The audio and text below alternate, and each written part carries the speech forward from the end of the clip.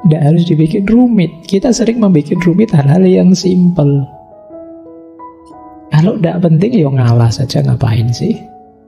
Kecuali hal-hal urgent, hal penting. Mengaji Hening bersama Dr. Fahrudin Faiz. Mari kita simak. Orang itu bisa mengalah kalau dalam dirinya sudah muncul cinta yang tulus pada sesama, pada apapun yang ada di sekelilingnya.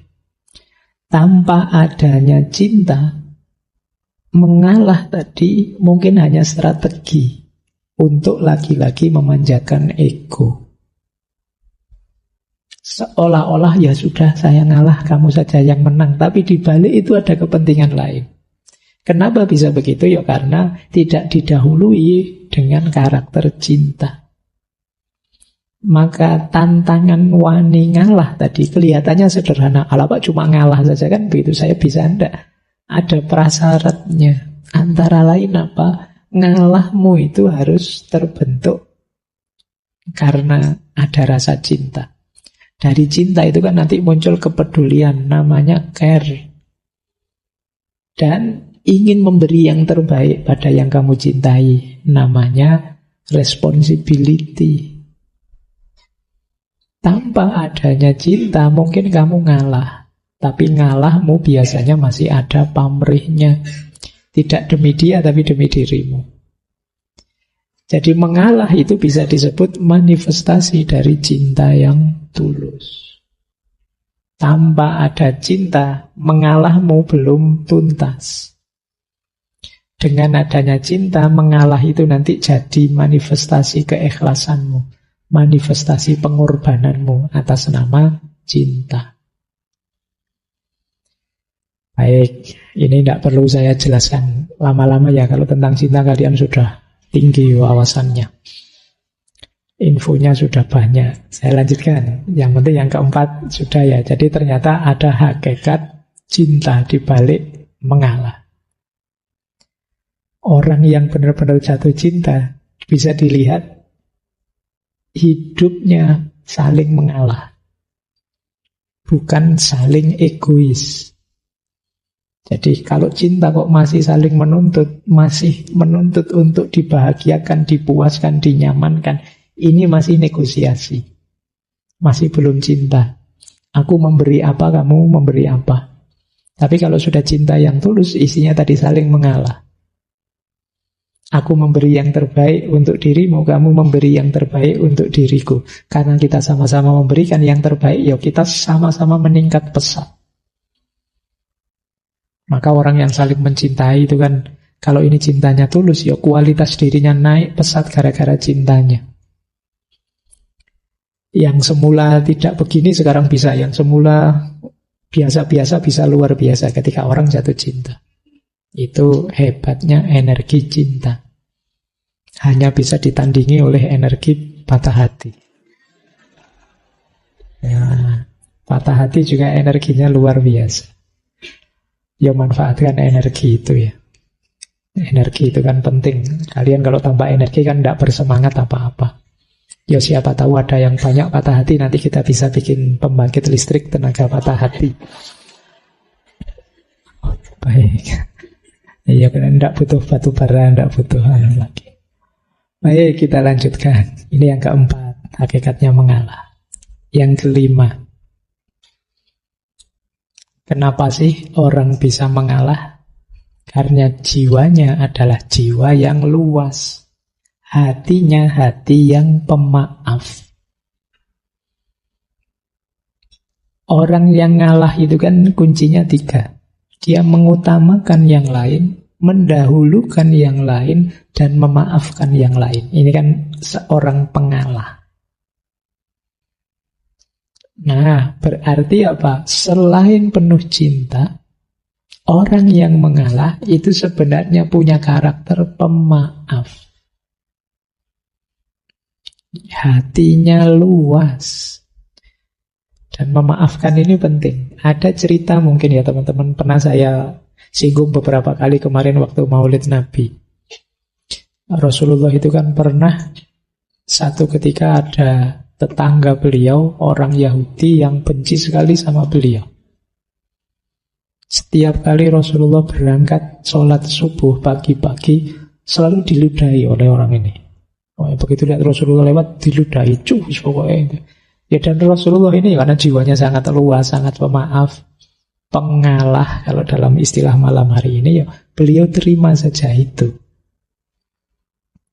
Nah, pada akhirnya satu ketika setelah berhari-hari seperti ini terus, tiba-tiba satu pagi ketika Rasulullah berangkat ke masjid, tidak ada yang meludahi. Malah heran Rasulullah, loh ini mana ludahnya yang tiap hari datang. Akhirnya beliau tanya pada orang di situ, ini mana orang ini yang biasa meludahi saya? Oh, beliau Rasulullah sedang sakit, makanya tidak sempat meludah. Ya kalau sakit masih nyempet-nyempetin meludah, ya kebangetan. Nah, begitu tahu sakit, Rasulullah terus dengan kebesaran hati beliau, sifat pemaaf dan pengalah beliau, ya terus didatangi orang ini. Dan orang ini betapa tersentuh hatinya, karena ternyata engkau yang orang tiap hari aku ludahi adalah orang pertama yang menjengukku waktu sakit. Ini kan luar biasa, jiwa pecinta, jiwa pemaaf, jiwa pengalah. Dengan contoh ini kalian boleh bilang mengalah ternyata memang bukan berarti kalah. Pada akhirnya kan tetap yang menang Rasulullah. Orang ini kan terus jadi masuk Islam. Nah, mungkin saja dengan mengalahmu ada banyak keberhasilan-keberhasilan, kesuksesan, buah dari mengalahmu yang lain. Nah, ini penting. Ya, memaafkan itu kan nilai yang mulia. Di situ saya tulis, memaafkan itu membahagiakan, meskipun berat. Yang pertama apa? Dengan kita memaafkan, itu mengurangi kegelisahan kita, mengurangi kegelapan hati kita. Orang yang tidak memaafkan itu kan orang yang dendam. Orang yang dendam itu ya orang yang gelisah, tidak nyaman. Jadi kalau bisa ya kamu buang saja beban itu. Ngapain diam-diam kamu membebani dirimu dengan dosanya orang lain kalau itu dosa. Jadi kurangi dengan cara memaafkan. Kurangi juga dengan cara mengalah tadi.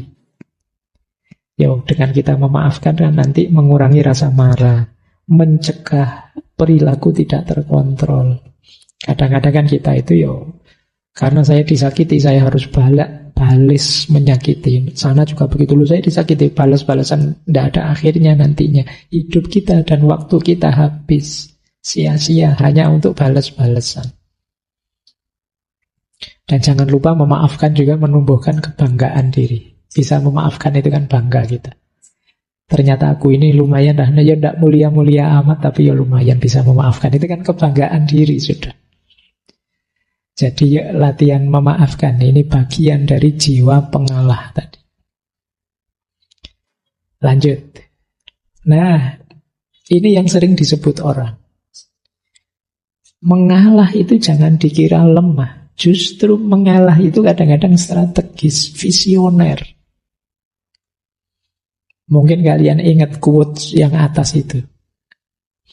Dari Raden Mas Sosrokartono. Ngeluruk tanpa bolo, menang tanpa ngasorake. Ngeluruk tanpa bolo itu menyerbu tanpa pasukan. Menang tanpa ngasorake. Kita mengalahkan tapi tidak menundukkan, merendahkan. Ini strategi untuk bisa begini antara lain apa? Mengalah.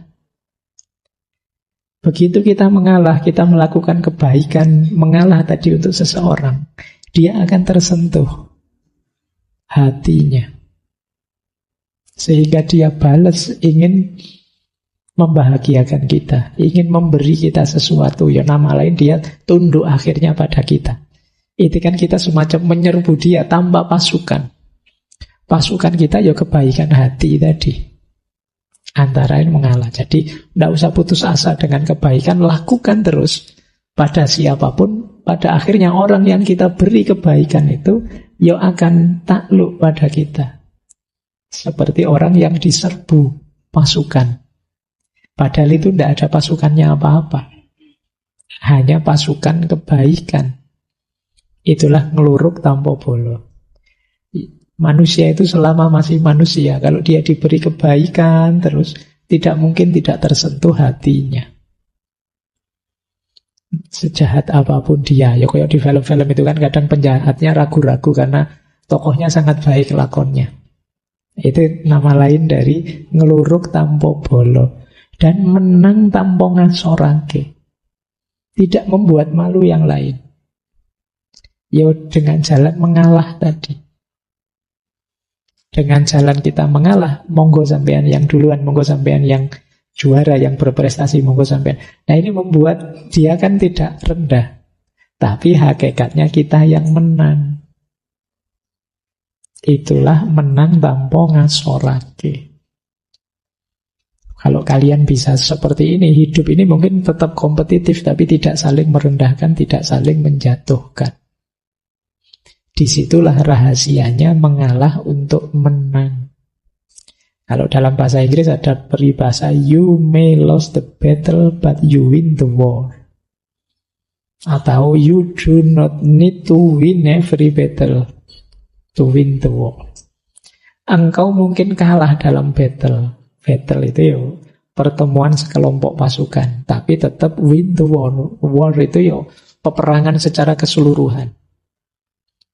Jadi ya kayak misalnya ini medan perang, pertarungan satu orang lawan satu, pertarungan sekelompok lawan sekelompok, itu namanya battle. Tapi peperangan secara keseluruhan ini namanya war. Tidak apa-apa ada 1-2 kalah, tapi akhirnya kan menang di war-nya. Ya kayak kalian kalau main game-game apa itu loh, kan ada yang kadang ada kalahnya, kadang tidak apa-apa sih, dalam rangka menang secara keseluruhan. Persis kayak kalian kalau main catur. Kadang-kadang tidak apa-apa wis, kudanya dikorbankan, bentengnya dikorbankan, prajuritnya dikorbankan, asalkan nanti kita menang. Itu lost the battle but win the war. Kalah battle-nya tapi menang war-nya. Tidak apa-apalah sekarang IP saya rendah, jadi lulusnya biasa-biasa, kamu cum laude. Di sisi ini saya kalah. Tapi dalam hidup yang sebenarnya nanti, wah saya sukses luar biasa, jadi pengusaha konglomerat, kamu cuma pegawai saya misalnya. Nah itu lost the battle tapi win the war.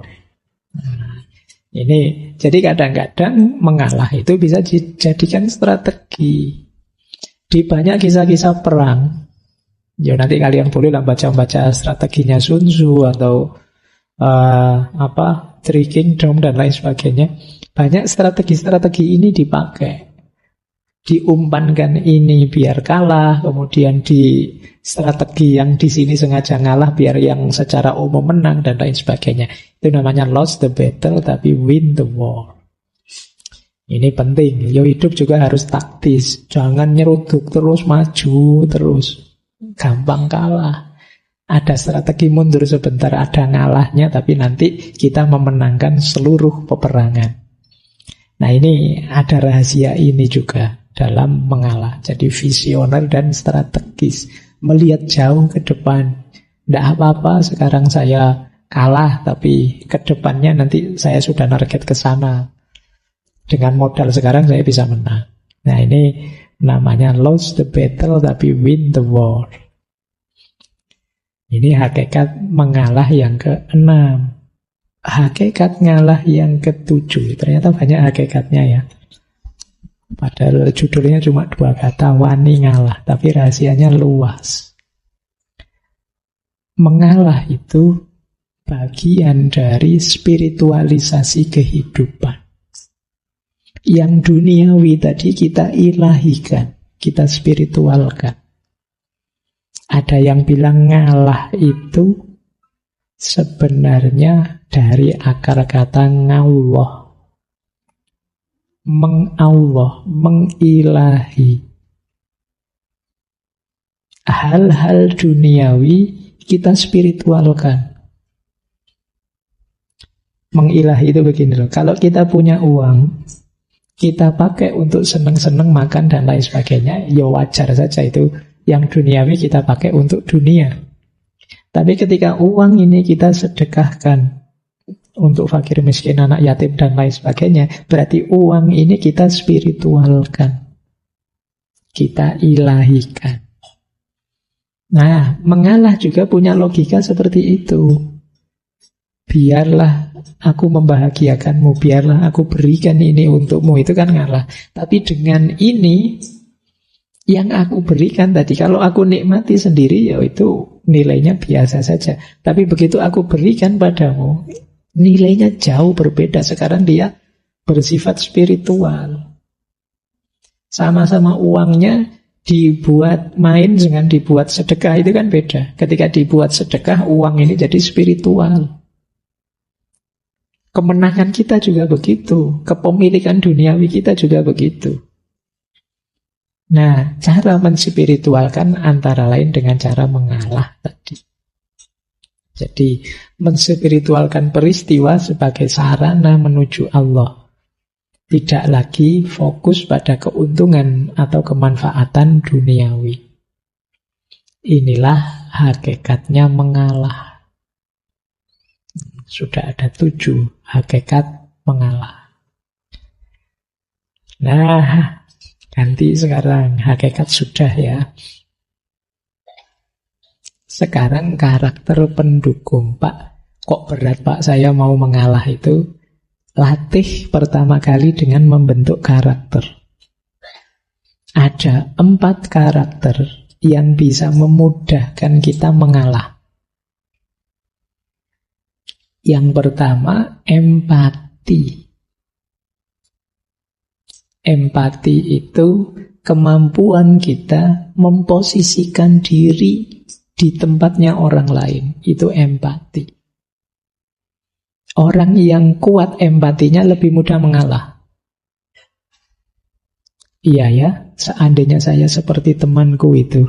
Nah, ini namanya kemampuan empati. Mungkin aku sesedih dia. Mungkin aku ya stres seperti dia. Ini namanya kemampuan empati. Kenapa tadi kamu bisa mengalah? Karena aku bisa merasakan yang dia rasakan. Kalau saya kalah, gagal, wah sedihnya mesti berat sekali. Wah, dia juga pasti begitu. Sudahlah, kamu dulu saja, tidak apa-apa. Nah, jadi kemampuan empati itu bisa lahir ketika mengalah itu bisa lahir ketika teman-teman bisa empati. Latihanlah berempati ya. Sering-sering membayangkan dirimu di posisinya orang lain. Sekarang kan banyak orang yang lepas kontrol. Saking bencinya, saking tidak sukanya, saking tidak cocoknya. Sampai marah-marah, sampai maki-maki, sampai ngomong jelek dan lain sebagainya. Itu sebenarnya bisa dinetralisir dengan kemampuan melakukan empati. Seandainya aku dia, pingin aku misuh-misuh seperti itu, tapi seandainya aku yang dipisui seperti itu, apa ya? Nyaman. Tidak usahlah nanti sakit. Sebagaimana kalau saya digituin juga sakit. Ini namanya kemampuan melakukan empati. Yang kedua, believe in a just world. Percayalah bahwa dunia ini masih bisa adil. Keadilan masih mungkin ditegakkan. Positiflah, optimislah. Karena kalau kamu pesimis, tidak percaya ada keadilan, sulit untuk ngalah. Wah, nanti saya sudah ngalah malah ciloko dewi saya Pak. Nanti susah sendiri. Itu namanya kan kita tidak percaya pada just world. Wah, sekarang tidak zamannya Pak ngalah. Ngalah tidak ketuban apa-apa nanti Pak. Ya wes, kalau itu ya berat nanti kamu ngalah. Kamu harus believe in a just world. Percaya dunia ini adil. Kalau kamu baik, kebaikan yang akan datang padamu. Kalau kamu buruk, sebaliknya ya keburukan juga yang datang padamu. Wah, saya tidak percaya Pak, banyak orang baik sampai meninggal ya susah terus hidupnya misalnya. Ya sudah, wong ini mindset, cara berpikir. Nah, yo konsekuensinya kalau kalian tidak percaya dunia yang adil itu mungkin, ya sulit kalian untuk mengalah tadi. Ya, latihan untuk percaya pada keadilan, pada kebenaran, pada kebaikan. Sekarang banyak orang mulai tidak percaya. Kenapa sih kok ada orang hebat, orang pinter, kemudian curang, kemudian jahat? Mungkin dia tidak percaya dengan kebenarannya, dengan kebaikannya, dengan keadilannya hidup ini. Hidup ini gimana Pak? Yang enak kok dapat enak terus, dapat jatah ngatur ini, ngatur itu, dia enak terus, kita yang susah. Nah, ini berarti kalian mindsetnya mindset yang tidak percaya bahwa kebenaran, kebaikan, dan keadilan itu pasti menang. Ya sudah. Ya sulit berarti untuk masuk ke ranah mengalah ini. Yang ketiga, self-control. Tadi jadi kunci untuk ngalah ya. Latihan self-control. Dimulai yang sederhana, entah apalah yang kamu kontrol dirimu. Pingin sih itu, tapi nanti dululah, sebentar lagi latihan. Diimpet sebentar. Pingin sih minum, tapi latihan. Diimpet dulu sebentar. Tadi sudah diimpet 1 jam, sekarang minum.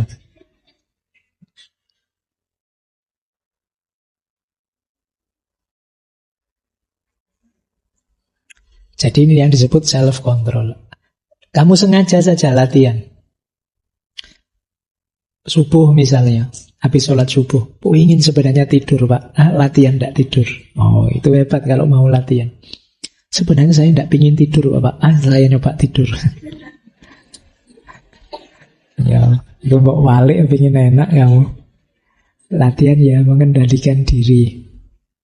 Masuk warung juga begitu. Mau ngambil ini ngambil itu, ditahan, latihan. Ngambil yang murah saja, kamu bawanya juga duit sedikit. Itu juga self-control. Latihan menahan diri. Dan yang keempat, latihan nyapih ego tadi. Jadi latihan menyapih ego itu sekali-sekali kamu tunjukkan pada dirimu sendiri bahwa ternyata aku itu ya lemah. Ternyata kadang-kadang aku itu ya keliru.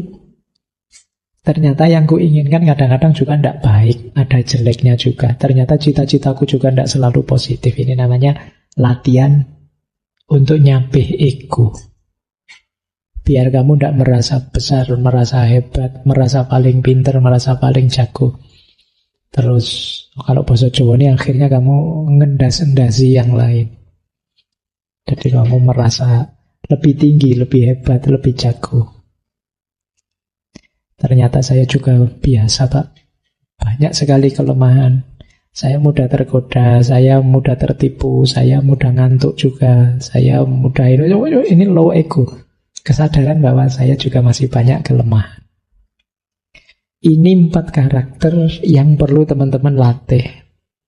Antara lain untuk meluaskan hati, memudahkan untuk mengalah dan memaafkan. Empatik, percaya dengan kebenaran, keadilan, kebaikan. Kemudian kontrol diri dan ego yang tidak terlalu tinggi. Lanjut. Nah, ini yang sering diprotes orang. Pak, opo kita terus-terusan mengalah dalam hidup ini lah, tidak maju-maju kita, tidak sukses-sukses kita.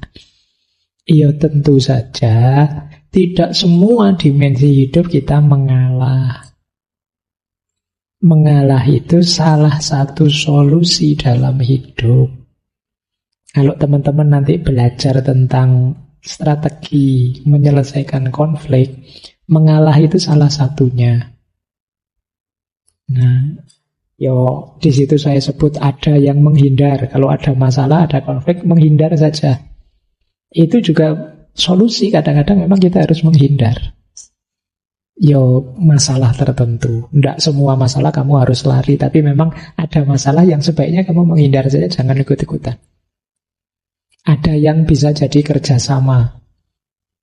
Komunikasi yang baik, dicari solusi bersama. Ada yang harus kompromi, negosiasi-negosiasi. Ada yang biar saja berkompetisi.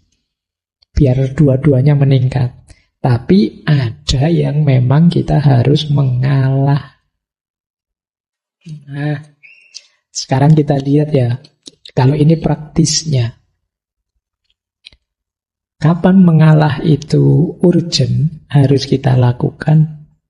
Yang pertama, mungkin kita harus mengalah kalau tentang hal-hal yang tidak penting. Alah cuma ini saja, tidak apa-apalah, monggo, tidak penting saja kok. Nah, kadang-kadang kan banyak hal yang tidak penting terus jadi masalah besar karena kita tidak mau ngalah. Di jalan misalnya, ada orang ngebel-ngebel mau nyalip, kita malah, kok enak nyalip, tak tandangi terus, sana ngebel terus, kita menutup jalan terus, nggak mau ngalah.